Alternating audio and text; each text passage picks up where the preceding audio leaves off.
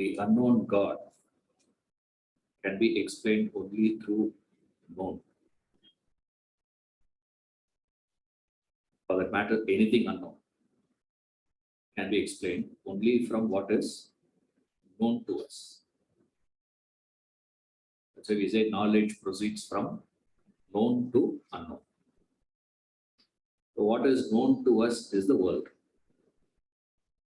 So Krishna starts explaining about Brahman, God, from the world.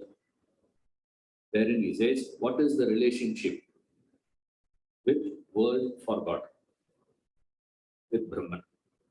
So first he says, this entire creation, entire world is just my expression.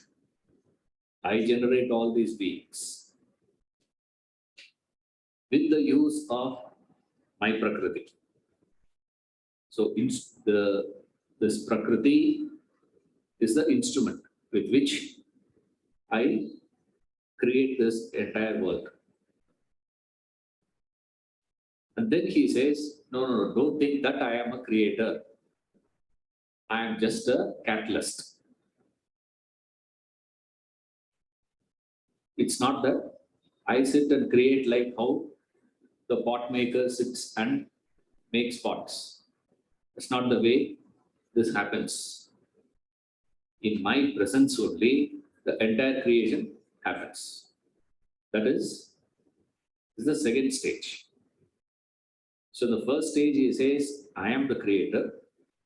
In the second stage he says, I am not the creator, but I am just a catalyst.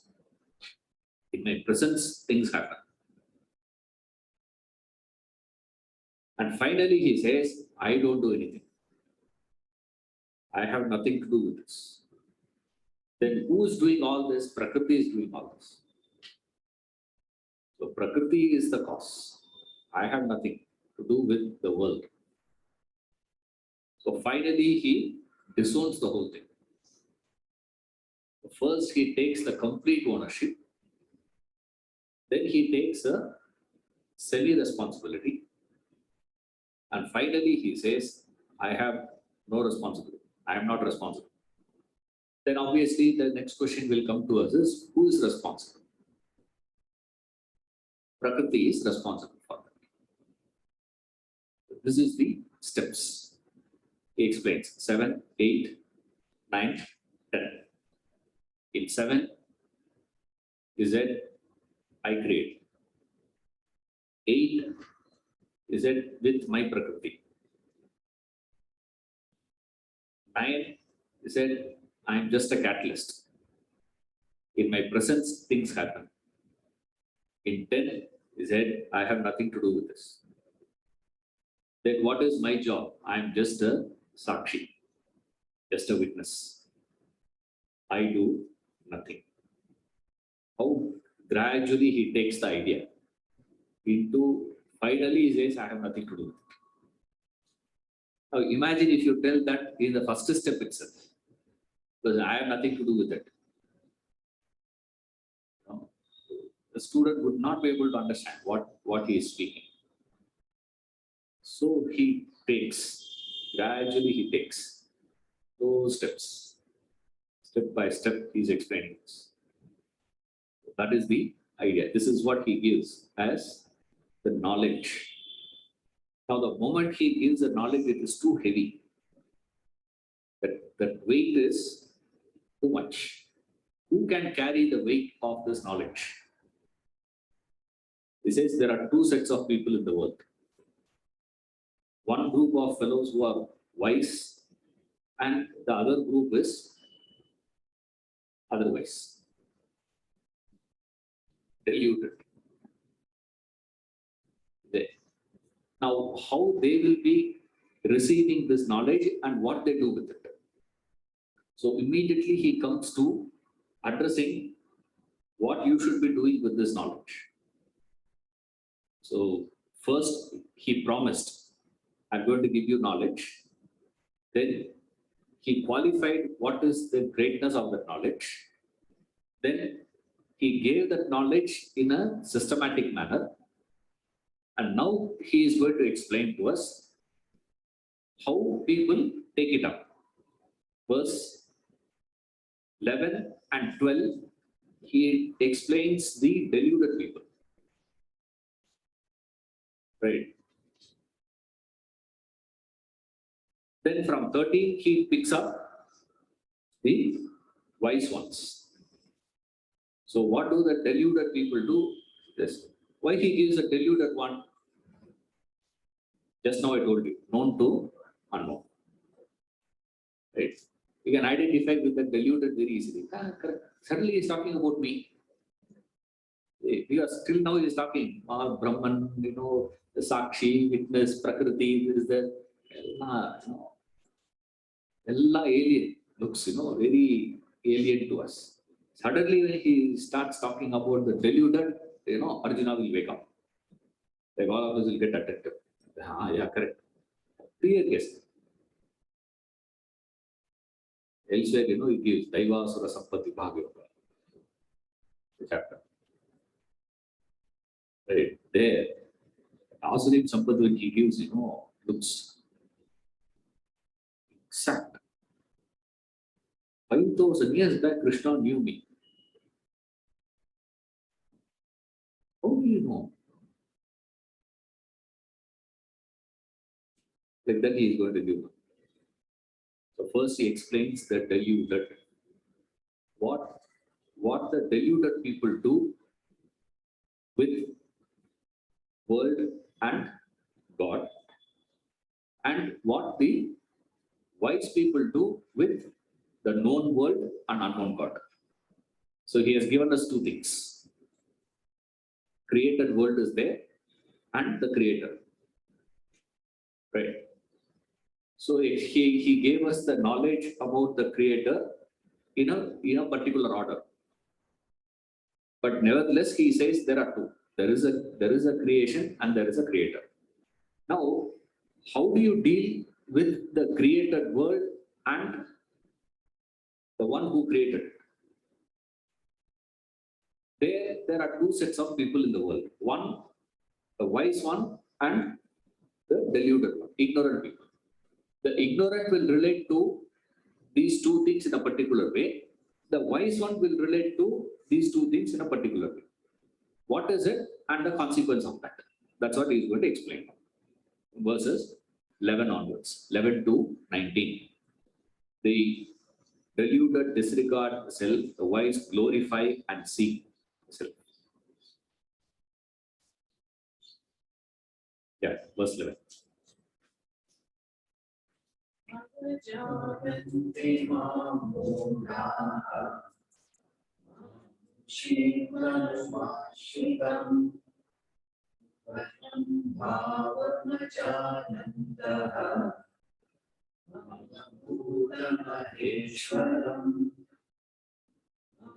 Jananti Mamuraha Manushin Tanumashritam Aram Janantaha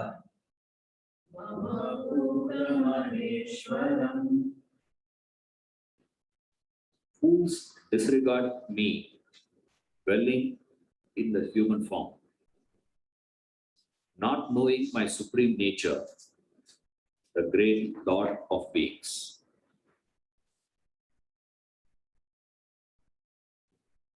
So he says this is Muda, fools. Fools disregard me. Disregarding me in the sense they don't value. What is it that you value in life? Meaning, what is that is a priority to you in life? For us, the first priority is what?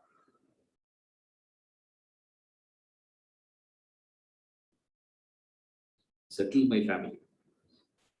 Right? Then talk about other things. If at all we go to God only to settle our worldly problems. See, that's the danger. dangerous idea.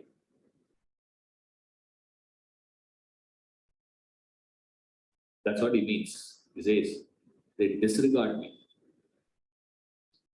Disregard the me here, we take as the creator who has given certain rules in the world. There is a law. What is the law? The law of karma.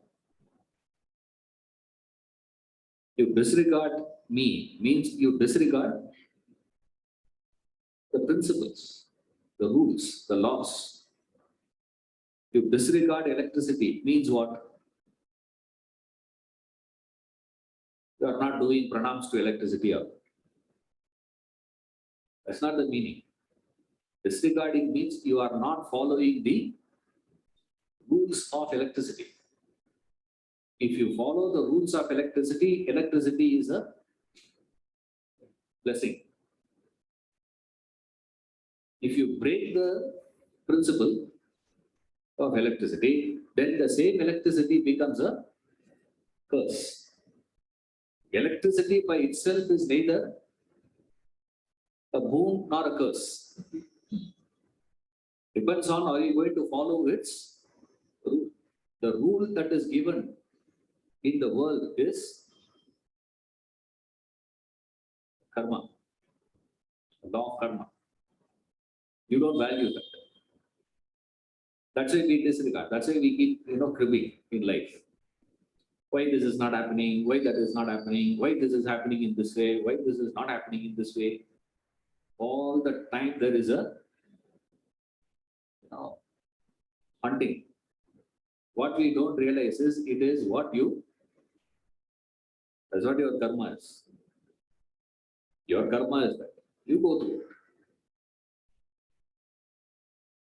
Pain or pleasure, it doesn't make any difference. But the question comes only when we go in with pain. The dangerous one, he says, fools. Only fools do it. Fools disregard me.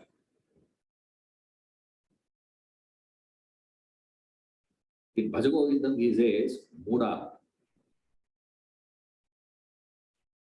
There it is what? Muda is second person.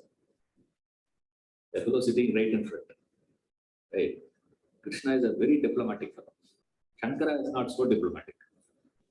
Krishna is a very diplomatic one. He puts it in third person. Yes. Fools disregard. Not you. No. You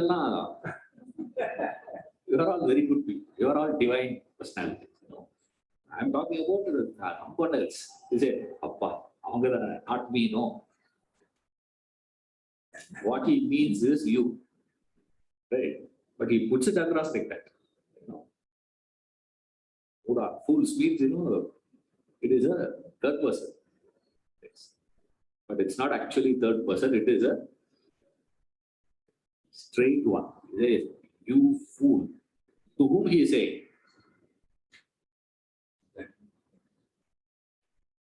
To you. This is exactly what I said. When you are reading Bhagavad Gita, you will be thinking what? Oh, he is telling Arjuna. Arjuna, you are a fool. Arjuna thinks what? He is talking about you. I am not. He is not talking about others only. Both the fellows. That's the meaning of fools. The meaning of fool you get from the word fool itself. Who is addressing? Fool. Shankara is not like that. Shankara is straight. He comes and attacks you directly there. That's why it is called Moha Mukha, uplifter of delusion. Krishna is a diplomat. He is very smart. Fools disregard me, dwelling in the human form. Disregarding means what? What are you going to disregard? Who are you going to disregard? And disregard me in the human form means what? You cling to that personality Krishna, that body Krishna. You take that body to be Krishna. You go on building temples. Krishna temple, Krishna temple. I'm not saying you should not build temples. Okay. You believe that body to be Krishna. You believe that is. He says that is not. Just now he explained to you. Just now he explained what is his real nature is. He is that para prakriti. The body belongs to that apara prakriti, lower nature. That body of Krishna is a lower nature. Body of Rama is lower nature. Body of anyone for that matter is lower nature. Why? Because it has a Krishna Jayanti. Means what? What is Krishna Jayanti? Krishna Janmashtami. Janmashtami is born on that day. 2 days before that, there's no Krishna, no. Similarly, we have this, Swargaro, they go back. There's a day. Rama went on this day, Krishna went on this day. That is also there. So they leave this. But what you disregard is, you regard that body so much so, the guna is taken as finality. It says, dwelling in human form. It's just a form. That's it. Disregard that. You don't regard the form. You regard something that the form represents. You should regard the nation represented by the national flag. Isn't it? When you salute that flag, you are saluting who? Saluting what? Not the cloth, not the plastic. It's plastic. That is August 15th, they keep selling, no? Plastic that is. Manufactured. You are not respecting, your salute is not for the plastic, for the cloth. It is for what? Something that represents. Right? The flag represents the nation. Like the logo of a company represents the company. That is not company. Because you can change the logo, no? How many times they have changed? Rolls-Royce changed the logo, right? So what? Huh? They can change. Logo is not. Logo is perishable aspect. The company is imperishable with reference to logo. So the value for that logo, there is a value, no, for that they calculate. The logo value. They have the Nike, has the tick mark. That particular tick mark has a market value. You see. Now, how can you get a tick mark with a value? It's not because of this. It is because of what it represents. Same way, Krishna's body represents something. Now, what it represents, you forget. You hold on to the body. The fools, he says. Fools, disregard me dwelling the human form. Ignorant people, he says.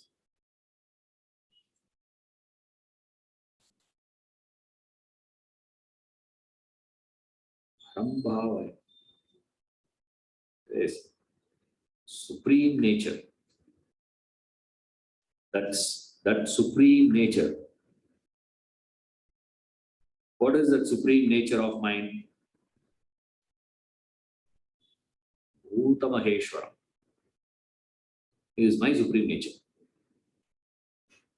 I am not this human form. I am that Bhuta Maheshwaram. So here he gives this. Bhuta Maheshwaram means the one who is going to be the Lord of all beings. Bhuta means beings. Ishvara is Lord. Maheshwara is great Lord. Bhuta Maheshwara means great Lord of beings.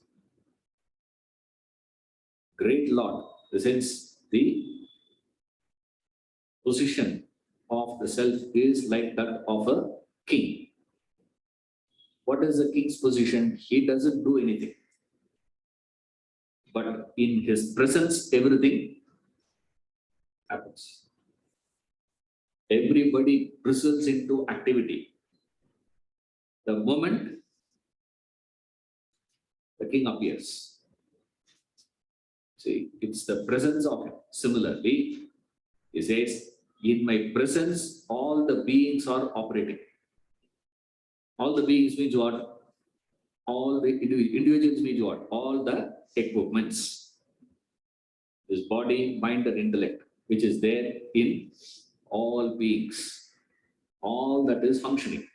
That is what is creating beings. It's only a question of the quality of the body, mind, and intellect varies. Otherwise, essentially, you have got only these three things. Body is there, mind is there, intellect is there. These three intellects are functioning, these three equipments are functioning, therefore there is a being. From where that equipments are getting its energy to function? How are they operating?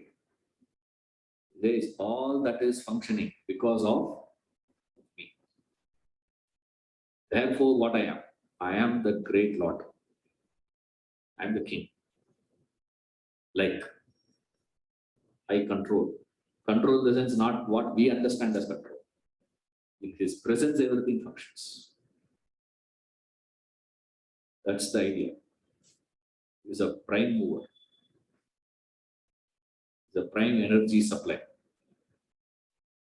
That's what we call as the life principle. The self is referred as the life principle, the quickening principle. The fools disregard me in the human form. How do they disregard me? Why do they disregard me? Because they don't know my supreme nature. They don't understand that there are two aspects to me, Para Prakriti and Apara Prakriti. Now, this Apara Prakriti is lower, it's higher aspect. So, the one who doesn't understand my Para Prakriti, because of his ignorance, he conveniently ignores. So, two qualifications he gives. Number one, gives his Parambhava, supreme nature. Number two, he gives his Bhuta Maheshwaram. These are the two things the fools don't know. As a result of which, what are they taking up? They're taking up the apparent to be the finality. This is the ignorance of these people. They miss the crux. They miss the essence. They miss the juice of it. The essential dimension is forgotten. Then what do? They cling on to the equipments. They cling on to the body, mind, and intellect. And its perceptions, emotions, and thoughts. You're stuck with the expressions, activities of the body, mind, intellect. You are lost in action, you are lost in perception, you are lost in emotion, you are lost in thoughts. So you are lost in one word, samsara. So now in a simple way, what Krishna is explaining in this verse is explaining the cause of your samsara. Why are you in the samsara? Why you are stuck in this is samsara? Because you are lost in the functions of these equipments, which is samsara. Why you are lost in this quagmire is because you don't understand the supreme nature, and you don't understand it is that which is enabling all these equipments to function. So you lose the essential aspect of life. What is the prime mover? Primary aspect of life you forget. And you just look at the periphery and you're lost. You lose the center. Center is gone. The circumference you keep running around. And you get giddiness. One moving. How long do you? Chakkar you get. That's samsara. Why you are there? Because you don't understand. Every circle has to have a center. In fact, if you want to draw a center, first thing you draw what? First you have to fix what? Center. Only then circle comes. Isn't it? The essential aspect of that is what? The center. Go to the center. Don't forget the center. The moment you forget it, what will happen? You will get stuck in the circumference. And you keep moving there. You can't be. In the circumference, can you be stable? This is what our attempt is. I wanted to experience the centerhood in the circumference. Aditi. You follow?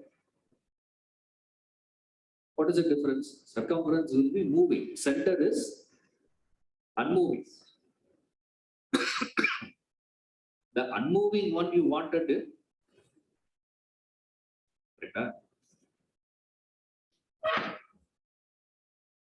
Coming along with the table. Those one.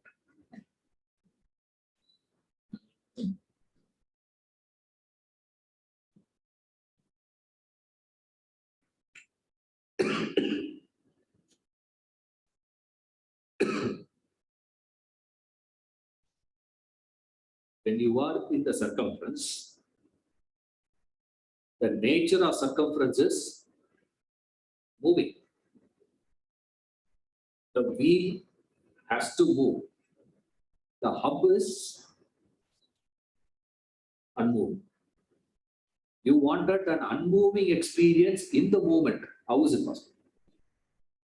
That's why he calls them fools. You should understand the moving means I will be moving.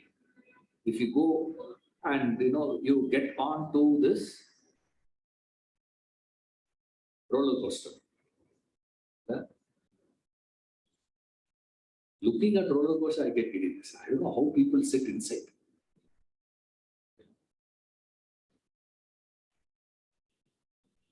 See, earlier it was like that. Now it's got even worse now. Earlier, when I sit in the swing, when I move, little, I would get, chakkar. Now, if I see you swinging, I'm getting chakkar. Couldn't see. So bad it has become.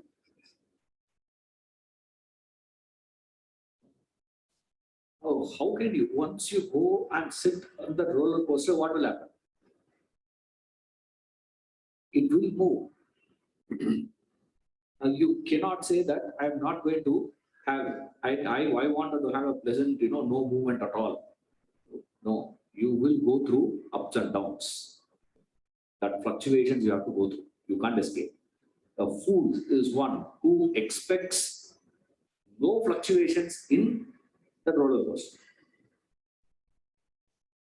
You can't do that. When?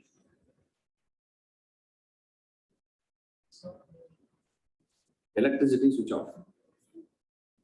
Switch off electricity. What will happen?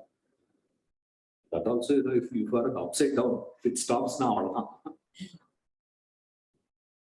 No, when to switch off? Because it goes through various positions, you see.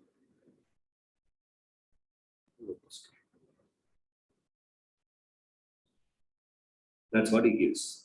Two qualifications he gives.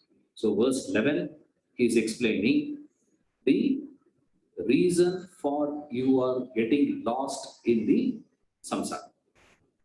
Right? Verse 12, he explains how that happens.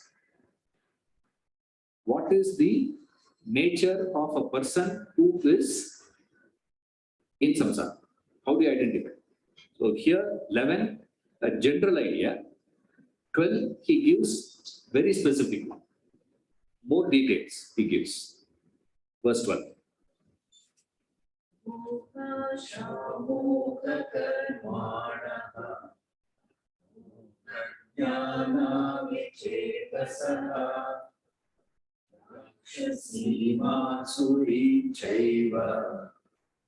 Prakriti Mohini Shita Mohakalmana Mohajnana Vichekasah Shasivasuri Chaiva Prakriti Mohini Shita. of vain hopes, of vain actions, of vain knowledge, senseless.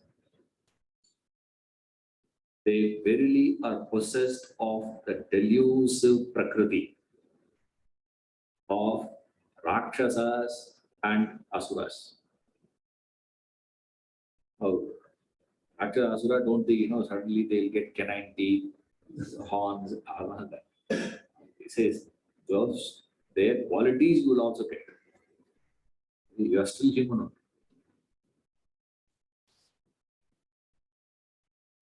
Of vain hopes, vain actions, vain knowledge. Now he is coming to describing the person who is in samsara. Last verse, he described the cause of samsara. Now he is describing the person who is stuck in that samsara. What is it? Says he lives his life. How?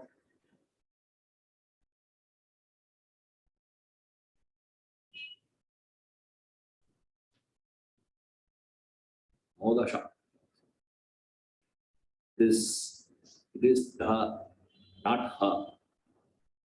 Okay. Moha means delusion, confusion.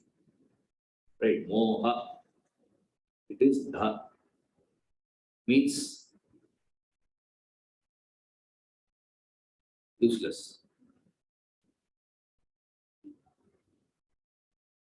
Vettu vettu we say, no? Tamil. Slang. Only Madras people will understand. It is that. All waste, useless. This vain hope, this asha, and modha. That's modha asha. This of vain hopes.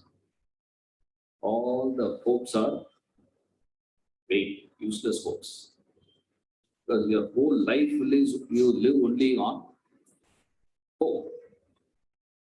And he says all your hopes are useless. Everything is a waste. It's a tragic state. Unfortunately, you don't register. So the moment you recognize it, every hope of yours, because any moment you take in life, you genuinely believe that something needs a correction, something to be added, something to be corrected, something to be deleted, some adjustment. If the moment this gets adjusted, this gets corrected, this gets fixed, after that, what is my life? After that, wherever you go, I'll come.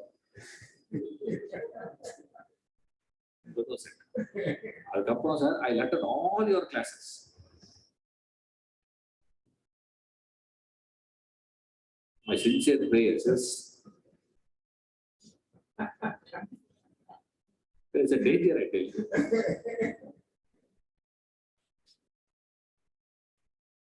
Very difficult to hold.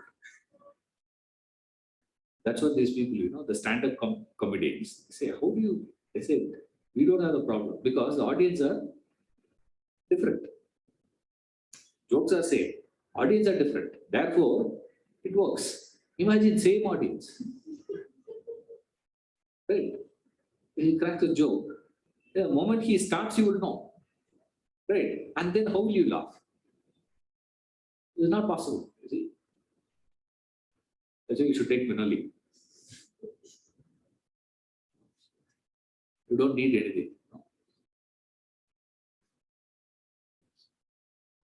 All stand-up comedies will be very happy to have. Yes, sir. Green quotes. As it gives, one of the stories which, really hit me was the bachelor boy story. The boy, bachelor, wanted to pass the exam. Mother advised, go and pray to Lord Shiva, he'll help you. The boy genuinely thought. So he went to temple, prayed, and Lord Shiva appeared. He was surprised. What do you want? He said, I already prayers are done. I told you what I want. What do you want? Pass exam. Pass. Whether you go to exam or you don't go to exam, pass. It's correct. The fellow got fantastic. It came out flying colors. But the problem is no job. Campus interview didn't happen. He didn't get through. So again, he was crying. I'm not getting a job, what I wanted. Offers are coming, but not to my taste.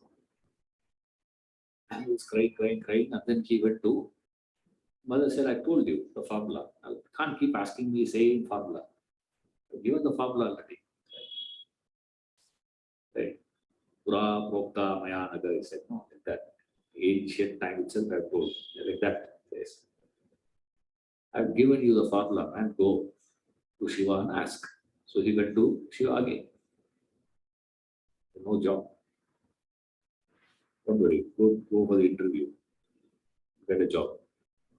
I went to the interview, fantastic company, a fantastic position, fantastic pay scale, a good thing, everything is superb. Got a job. And then what? Problem, marriage.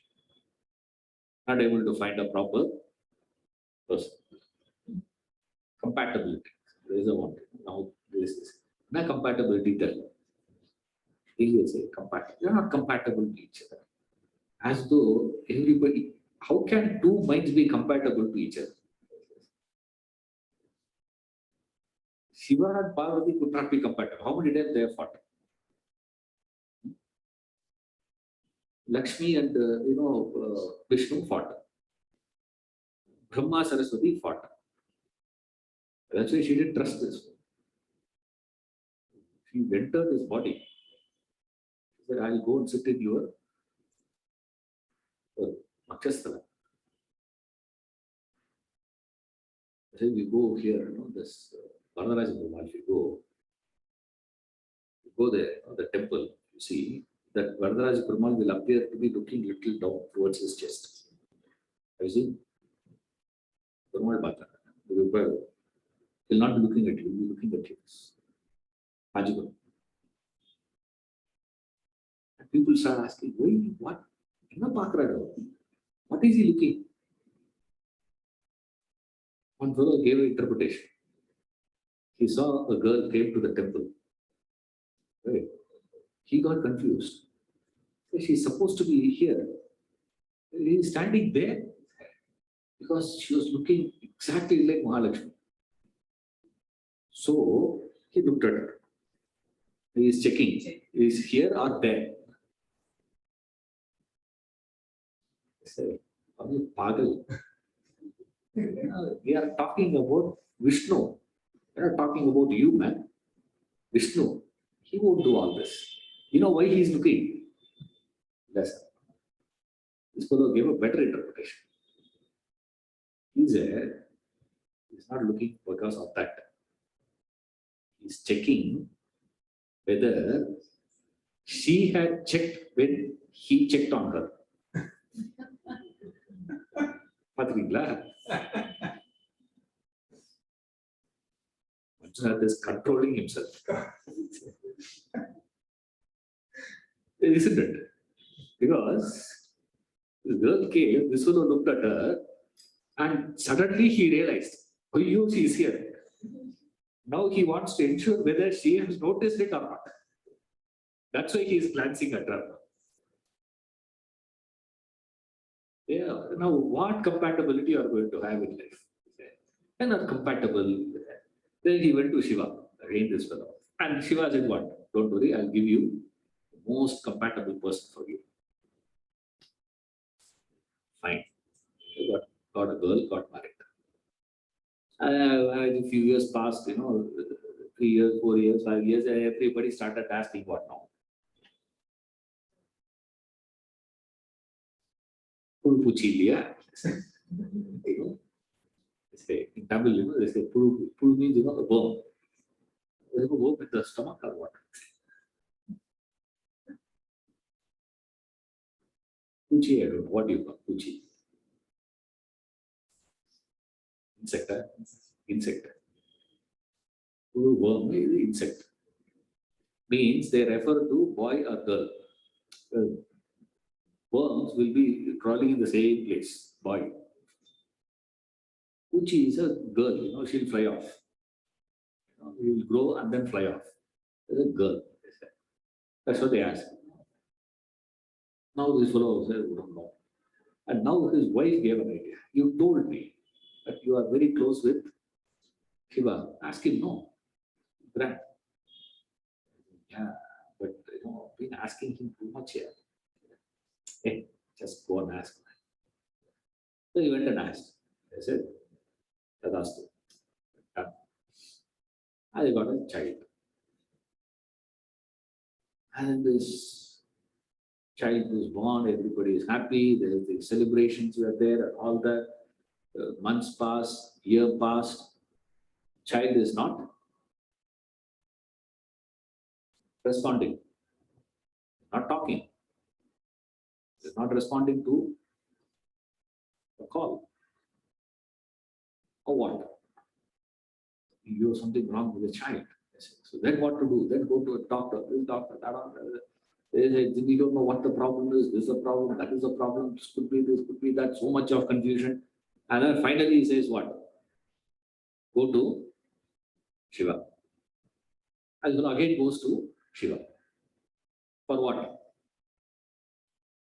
You have a child, put some sense into the child also. The child should not be deaf and dumb. I want the child to be okay.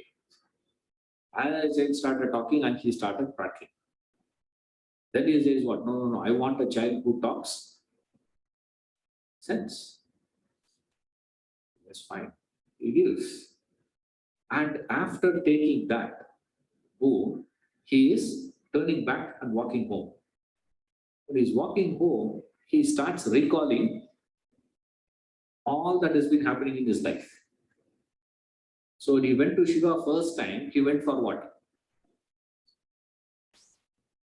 Though he didn't forget, no? Passing the exam.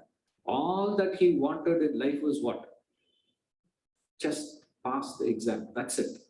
Once I pass the exam, after that what? Everything is going to be fine in life. And then he got a job. Once I get a job, what is it? Everything is going to be set in my life. After that, there is no problem. Once I get married,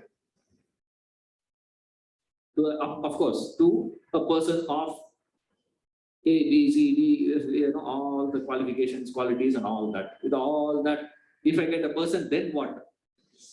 Life is set. Once I get a child, life is set. Every time he felt, what? After this, my life is set. I don't want anything. Nothing else is needed. Just this much. That is called weighing hope. You got to sit back and see your life. The problem is memory loss. Even short-term memory. You don't have the long-term memory. So look back your life. One time you felt, once that is there, that's it.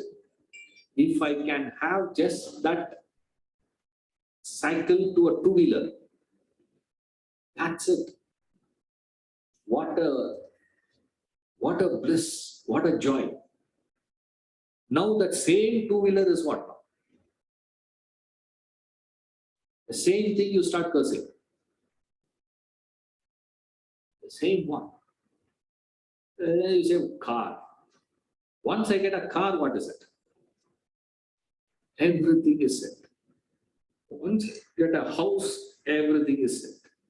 Every moment of our life, you genuinely believe this. In fact, you survive only on that hope. You live on that hopes. You bank on what? The hope means what? You bank on what the world is going to offer to you. You don't bank on the self. You don't bank on God. You bank on the desire. You bank on the world is called a desire to get that fulfillment. And the tragedy of life is this. Every human's life can be summarized in this one. All your desires are getting fulfilled. But that sense of unfulfillment continues. It's a tragedy of life. And vain hope means what? You take up that next desire thinking this is going to give me that sense of fulfillment. Our life. The vain hopes. Vain action. Vain hopes leads to vain action. Yeah, I mean, actions which has no potency in it. Action has no meaning in it. Have you seen this? I know, I do remember many a times it happened to me. School days. I would take a book. I'll keep the book and I read chemistry. Today I said, okay, I'm going to study chemistry today. Take the book and read. 1 hour passed. If I close the book and ask, okay, what did you learn? Nothing. Then what you are doing for that 1 hour? I used to really wonder. No. I have taken this book, I have taken this, physics. Then I thought, something wrong with chemistry. Then I will throw chemistry book. Then I will take physics. Okay, physics.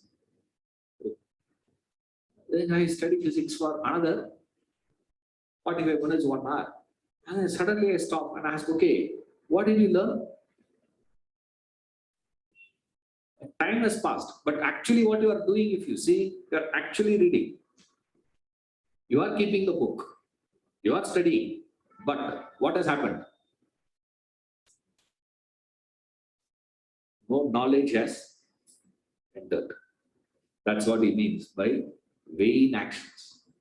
Actions which are useless. You have been doing. Oh, so busy. Lot of activities going on, but nothing produced. No production. So much of activity. So much of busy.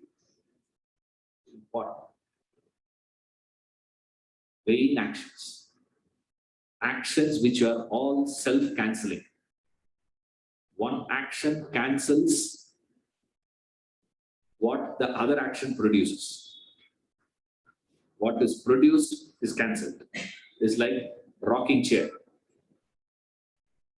You keep moving, but where are you? Same place. Like walking on the treadmill.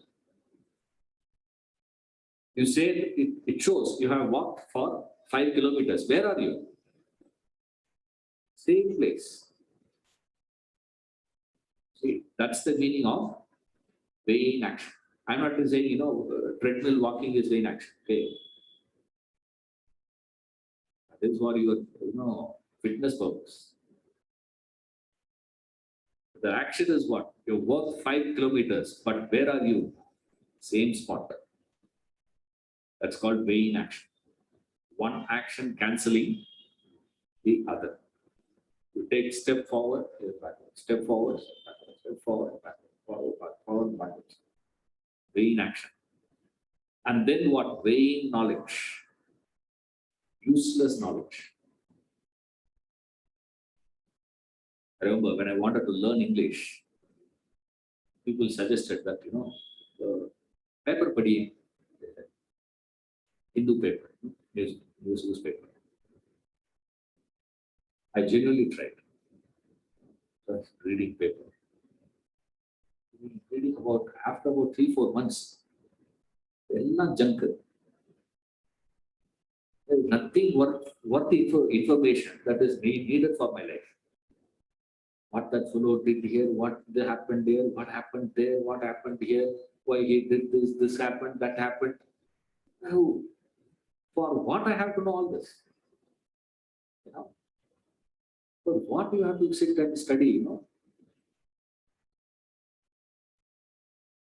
Financial analysis of the budget analysis. Income. They are not having any money with you. What is the point of you sitting and learning, budget analysis? So what you have to do? Weighing knowledge. You have a lot of information. You collect so much of information. If you analyze carefully, in what way that information has got to do with your life.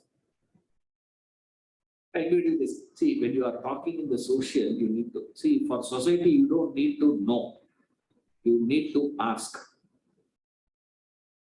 You know that?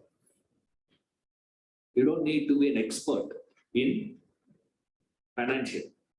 You don't need to be an expert in law. You don't need to be an expert in management. You don't need to be an expert in medicine to have a conversation with the doctor. What do you need to have?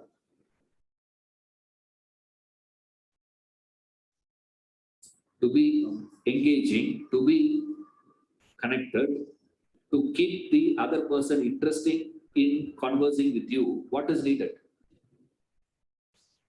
Your ability to listen and ask appropriate questions, for which you don't require any information. You don't need any information. For what you need all, you don't require. They will carry all that for you. All that you have to do is what? Throw right questions, extract that much of information and walk out. That is not. What you are going to, I'm also going to study all that about, what is happening in this, world. In Nigeria, what's happening? In this one, what's happening? In US, what's happening? In Canada, what's happening? So what you have to know all this? In what way that is needed for you? That information has got nothing to do with you. Why should you know that?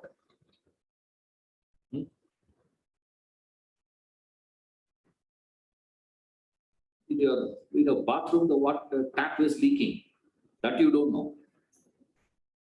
That you don't pay attention to. They're discussing about so much of wastage in water. Water wastage, water conservation. First go and plug the leakage in your bathroom. Really correct. The dripping, I've seen that in many places. Go and check. just drips. Pop, pop, pop, pop. One is irritating sound. Next one is wastage. You don't realize it.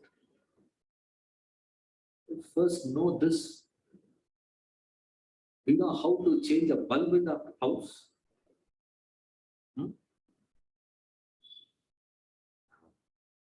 So nail, do you know how to put? Immediately carpenter has to come. This knowledge, the working knowledge you need first. Some basic knowledge you should have. This knowledge which has a connection to your life. In what way this is connected? Without asking anything, just go on inquiring what's happening, what's happening, what's happening. Gossip. Typical one. You want to understand what is vain knowledge? Gossip. What is he doing? What are they doing? For what you have to know all this? In what way that is connected to your life? Gain that knowledge. And he gives this quality of all three, connecting to three equipments. Vain hopes, mind. Vain actions, body. Vain knowledge, intellect. With all these three, waste.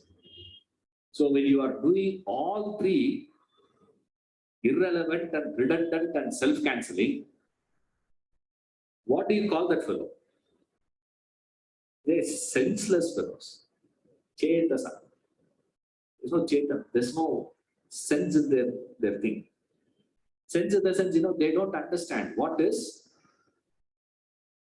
right, what is wrong, what is appropriate, what is inappropriate, what is to be prioritized first, what is to be prioritized second, what is essential, what is non-essential, what is relevant, what is irrelevant, what is higher, what is lower.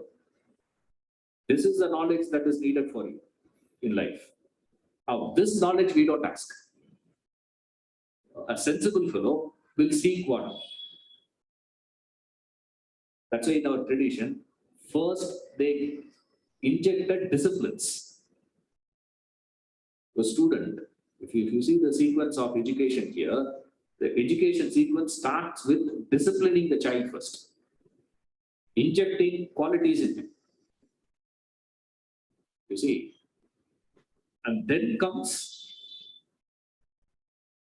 information, learning and all that, skill development and all comes later. Now today what we are doing is we are expecting I will enhance the skills by which automatically values will be followed by people.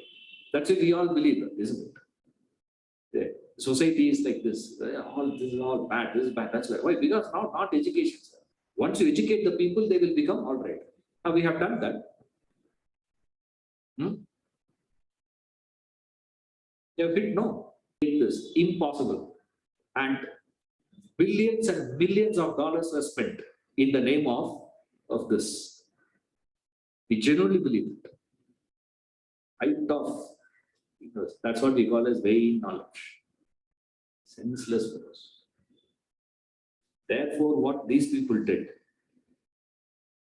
that's why first thing the British did in India was that. Said, these fellows were the dangerous ones.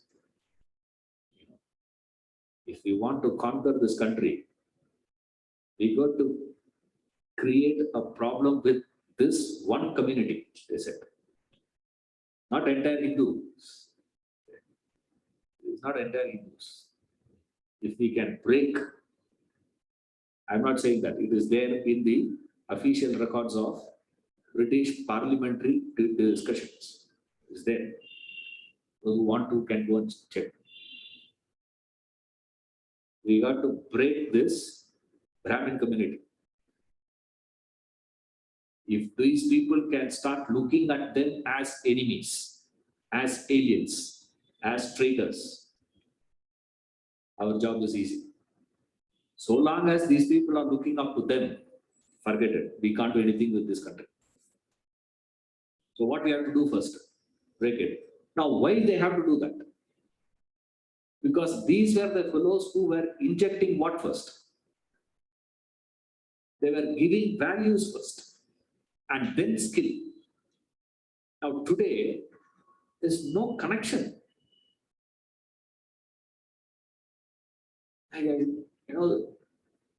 The child says, the teacher, you go and, pay respects to the teacher, old teacher, pay respects. The boy was asking, actually, this fellow, I said, no, man, this is my, school teacher. I said, that's okay. Say hi, no? Say hello. I didn't pay, namaskaram, says. Where are you touching there? Their feet. And then mockingly he said the next statement. Yeah, fees paper liya. Hello, says, fees cut liya. So what is the idea now? Since I'm paying the fees, what are you? You are mine. So management education has become today student-centric, not teacher-centric. I can't understand why it's the responsibility of the college to get an employment for the student who had studied there. I can't understand what is their job. See, you wanted to learn the subject, you have come here to learn the subject. I have taught you the subject, get out. If there is no market value for that, if you don't know how to get a job, forget it. That's not my job. Now, why the companies have to go to the universities and colleges and ask them, we will come and employ your students and give us, if you guys want to get people, give advertisements in the papers, book a hotel, go there. Why are you coming here? What is the necessity for that? Now today, which college is not having that? Every college advertises what? Not that we give the best of education. Advertisement itself is what now? Join campus interview. And campus interviews, I know how the things happen. And what these managements do. So what these fellows do there? Why? Because student has become the center. In education, who's important? Is the teacher important or the student important? Who is higher, who is lower? The teacher is standing in the well. The student is a gallery. And the teacher has to look up to the student and talk. There's a time once students were looking up to the teacher. Now the teacher is looking up to the student. Who will be devoted to whom?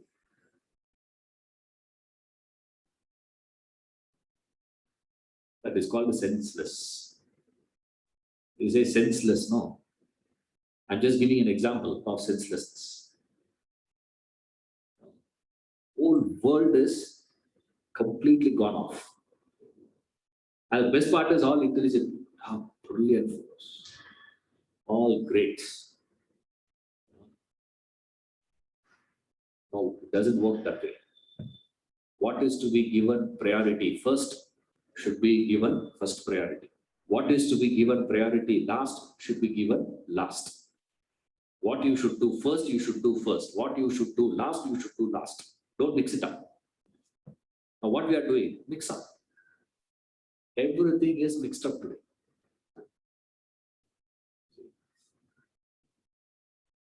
Meditation you should do last. You don't do meditation first. Now, today what is it? Starting a meditation. You start your spiritual efforts with meditation. Oh man, you should conclude your spiritual efforts with meditation. You don't start with it. You end with it. Before you begin, it ends. That's why there is no spiritual growth. Senseless.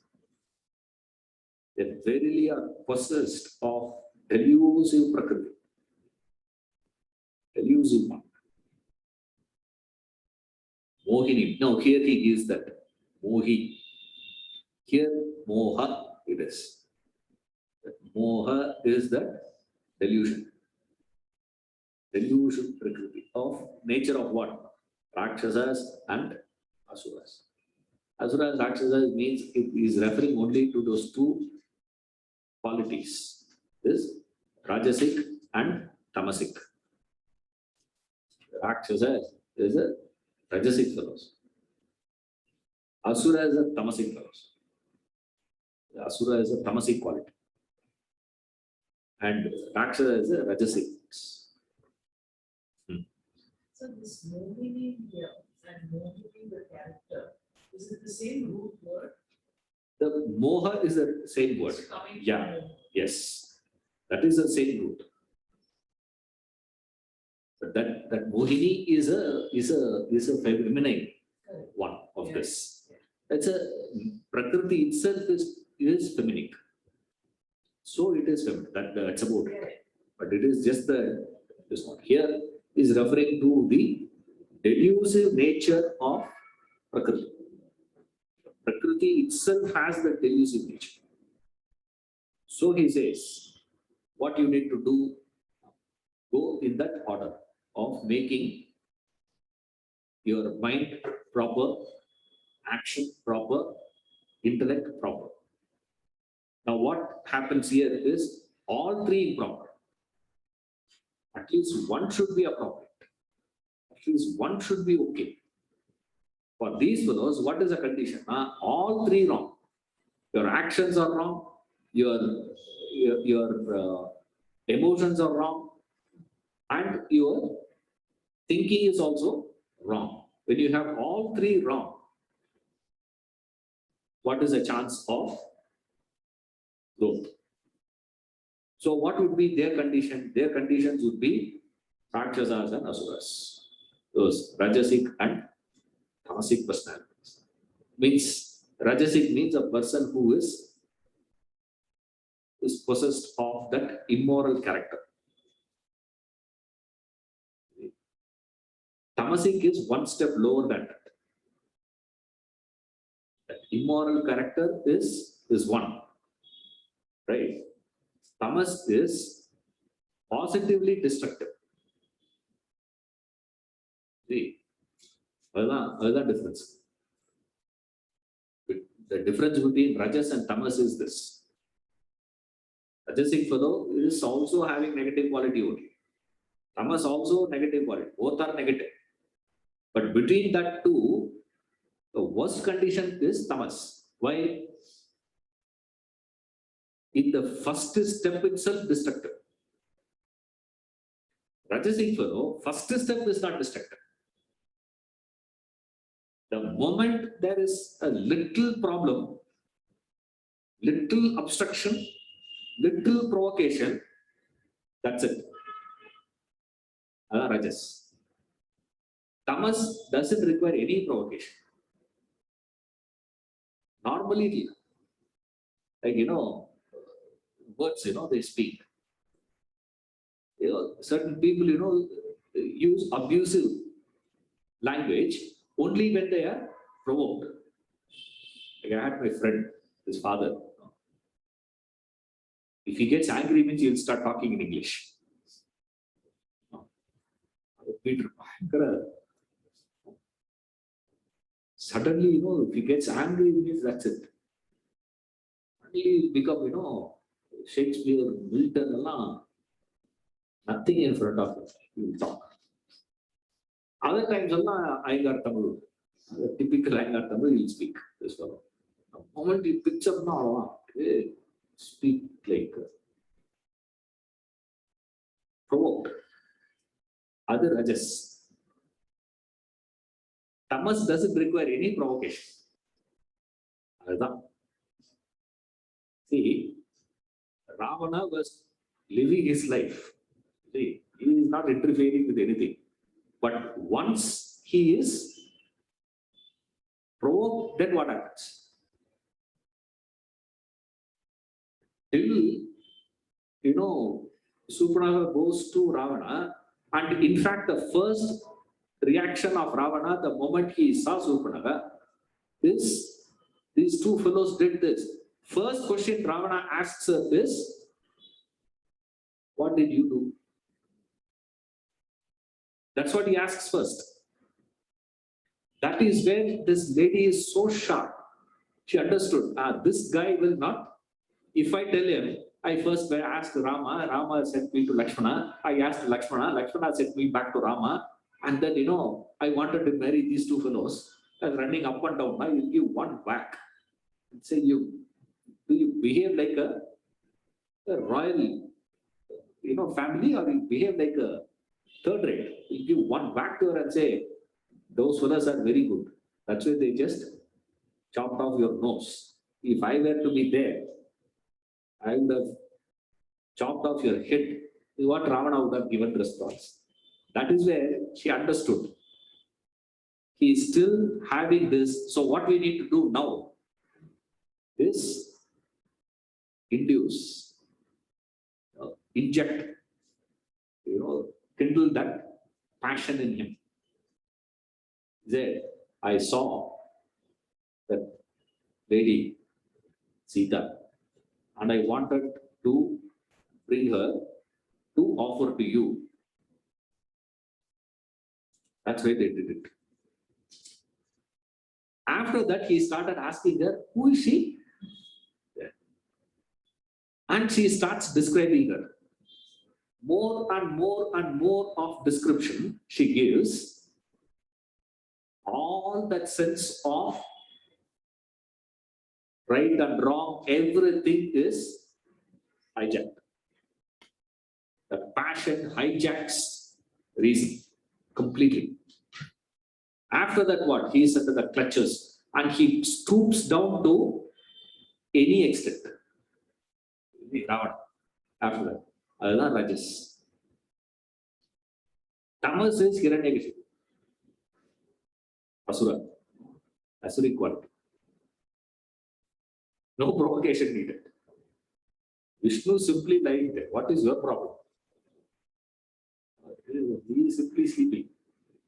This fellow goes all the way from here. Says, come fight with me. I am not interested in fighting with you. How dare you want to fight with me? Where are you? Where are you? He is lying there. This guy can't see. He is blinded. Oh, you have hidden from my eyes, is it? So, which means what? You are scared of me. You are blind. That's what his son told. Prahlad. Yes. That he is there. Can't you see? He's just standing. Can't you see this? You mean to say this number? Say, yeah, this only. It breaks. And then Narasimha has to appear. No provocation. What did Prahlada do? Simply he says that, no, what is your problem, man? There is no need of any provocations for them on their own destructive. Asura, Tamas. Now you can interchange also. You can say, no, Asuras means this, Rakshasa means that. I don't care. Right? There are two types. One is a Rajasic fellow, one is a Tamasic fellow. Rajasic fellow will appear to be of very high character, moral, values, all that, till provoked. The provocation can be even as innocuous as casual. It need not be a very strong stimulus, nothing of that sort. It's just, description of this lady, describing somebody else. So he is visualizing the whole thing. So factually, he is not seeing Sita. See, the Rajas. Rajasic fellow. Tamasic fellow is from the beginning destructive. From From the beginning, they are destructive. That is tamas. Rajas is of immoral character. That is rajas. There are two types.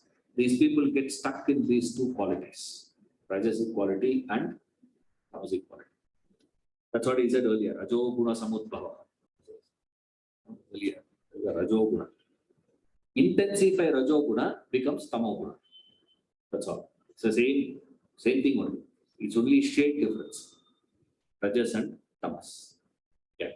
So when they say tamas is seen as sleep and indifference, that's one definition.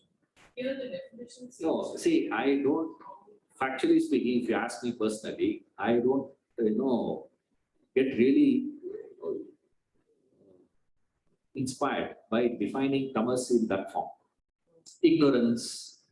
Tamas means what? Sir? Ignorance, laziness, sleepy. This is, it will not help you. Those things will not help. Very, very basic idea that is. Of course, it is ignorance. Of course, it is sleepiness. Of course, it is this. But, you will not understand the severity of that. The intensity of the quality, how badly it is impacting your life, you don't understand. Yeah, Rajoguna is also there, Tamas also there. I'm Tamasi. And when you do the personality chart, I've seen people, I'm 30% Tamas. 30% Tamas, do you know what it means? It's an alarming situation. 30% you are reckless. Imagine you drive 30% of driving reckless. What's the meaning of that? And when you write, personality chart when you are making, I don't know whether you have ever attempted. You say, every human being is a combination of sattva, rajas, tamas. Immediately you say, Papa, I'm having little sattva. A majority is rajas and tamas only, sir. No, majority rajas, tamas means how much? So 20% is, and 40%, 40%. 40% tamas. You should be scared of yourself. Why you don't understand that? Because you don't understand the quality tamas. See, why? Because the association you have with tamas is what? Sleep. In a day, I sleep for 8 hours. So that much of tamas I must have. That's not the way you understand, please. That's why we don't, refer these things. I prefer, irresponsibility, recklessness, indifference, listlessness. These terms would be far more relatable, workable. Otherwise, you will never work on terms. As I say, you want to understand sattva. Sattva, one word. For every quality, you should have one word for that. What is it? That's how you should think. Tamas, one word you should become. Tamas, one word. I don't prefer ignorance. Ajnana, this delusion, say pramada, indifference, totally indifferent. How indifferent you are to things. Yes. Rajas, one word, agitation. Sattva, one word.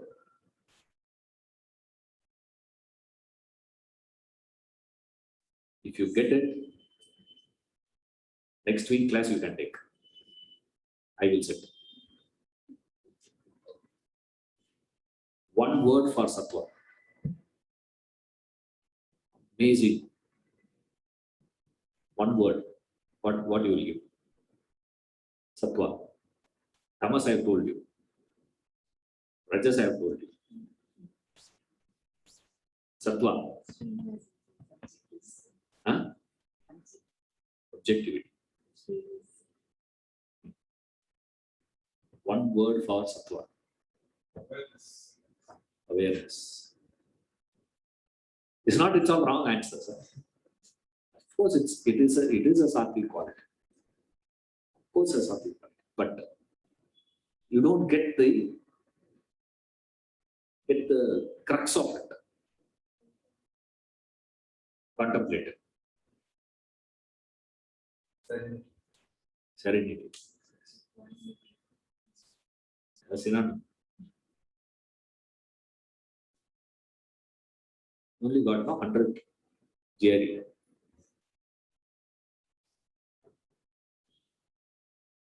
You scored. Somebody scored. You only know. I thought I am wrong. You scored GRE. Which one? TOEFL. Other one. TOEFL. You got to be careful.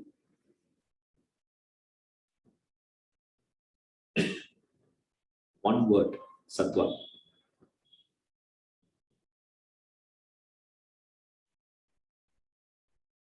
You give that answer, I'll give a party.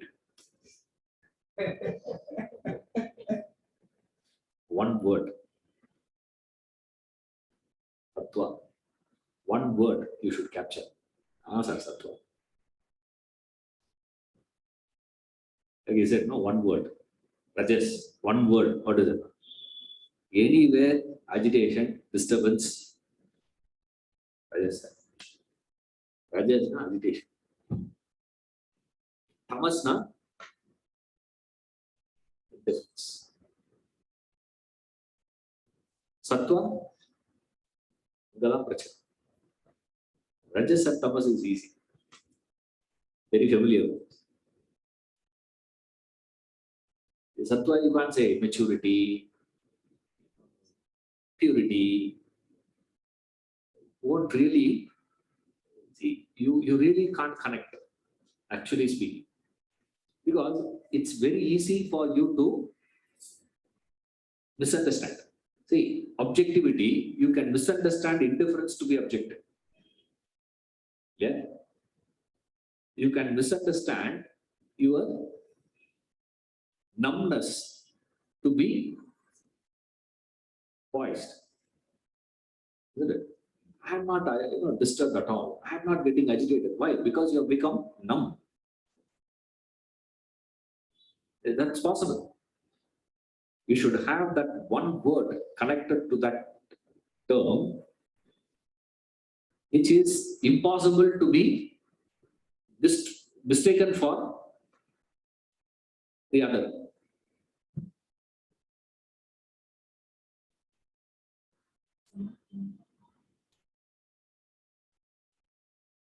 Same problem. Concentration. I know it's not your answer. Happy. Bliss.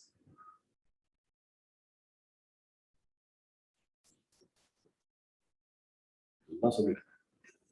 And I can be sure. If you can get it, it took me a lot of time.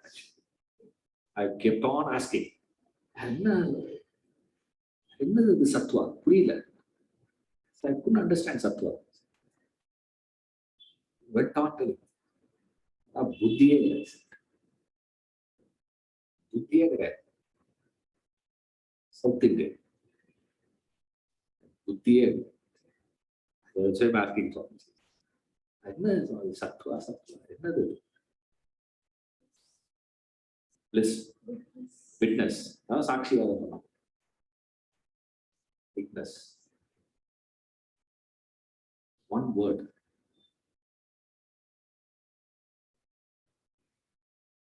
Because we gave you 2 words, but factually it is one word only. Actually, I understand it as one word. not 2 words. I told you, no, Padi is studying or not? I'm studying only.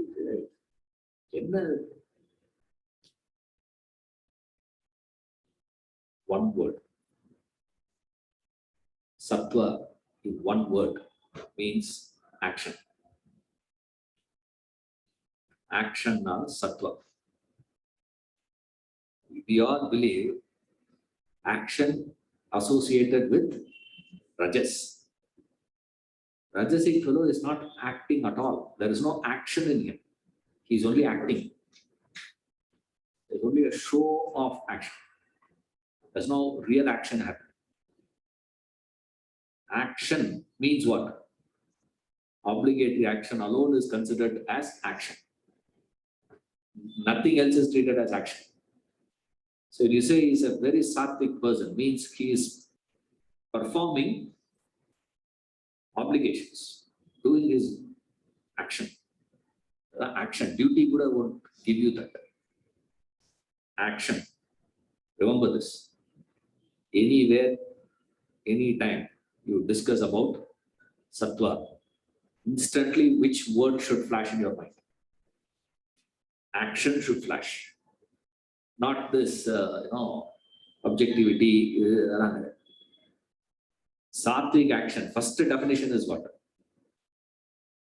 Sattvic. Performing obligatory action. Sattvic person. Sattvic actor. What is it now? Performing obligatory action. He is performing action. And Ishavasya Upanishad says action means only obligatory action is treated as action. Nothing else. You may call it as action. That is your problem. We don't take it. You can consider it. You can consider it as growth, but these people will not. Now we should check with what they claim. They are the authorities. Shastra is the authority. There he says, action means obligatory action. Obligatory action is sattvic action. Therefore, sattva guna means what? Performing action. Sattva means action. Rajas means agitation. Tamas means indifference. You don't even register. That's called indifference. See that? It's not, I don't care. It's not that. It doesn't even get registered in your mind. That is tamasic life. Adu will have more something to work on. If you go by that, book, the definitions. Of course, that's the base. It's not that they are wrong. It's not that all the answers that you gave is all wrong. But you can't work with it. See, anything that you carry in you, you should be able to work with that. If you cannot work with that, what is the point? That's why you say, sattva, action. Rajas, agitation. Tamas. In fact, I would even go one step above. I'll explain it some other time for Rajas. It focuses only on these two. Sattva and Tamas. Rajas, I have another word for Rajas. But as of now, you take given, two things for you. Sattva and Rajas. I'll give the word. I'll explain some other time. Now I can't explain that because we'll go out of track. Rajas means violence. Now you go back and read your personality chart. I'm 40% Rajasic, sir. The fellow says I'm 40% violent. What do you call it? 40% indifferent. If you are 40% indifferent, how can you study this? Huh? How can I go by your assessment about yourself? See, it's a fascinating exercise, I tell you. That's why this is what we do in the name of reflection. When we say you got to reflect, think.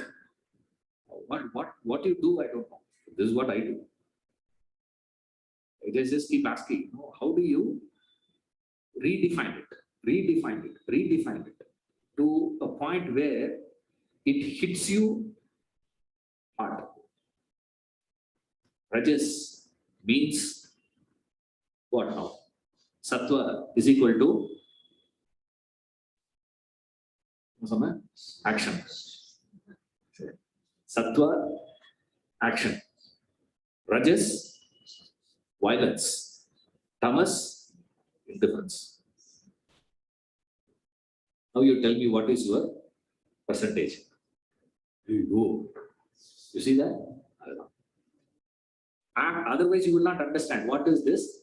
Rakshasi, Masuri, Nagala. You think, they are two fellows. Ravana is there, Hiranyakashipu is there. What is got to do with me? No, he's talking about your character.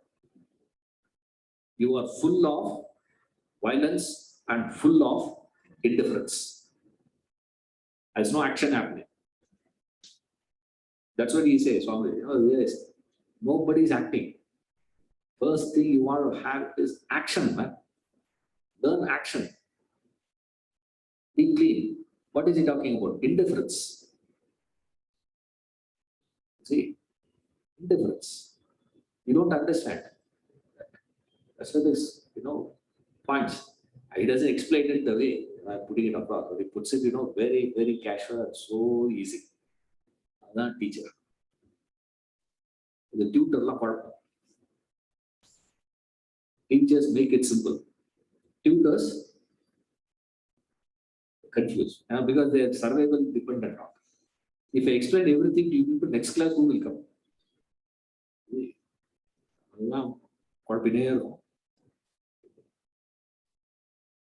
Understand it like this. Right. I'll explain it some other time. I think it's coming somewhere in the text. Comes there, I'll explain. No, VT. VT is coming. It's coming in VT. We are doing that use and abuse, essence. Vedanta. Come there. Use and abuse, I'll explain. Go there. In that class, I'll explain.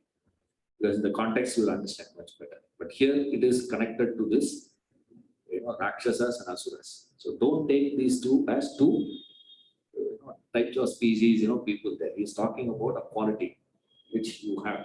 What's the quality, sir? Rajas and Tamas. What is Rajas and what is Tamas? Rajas is violence. Tamas is indifference.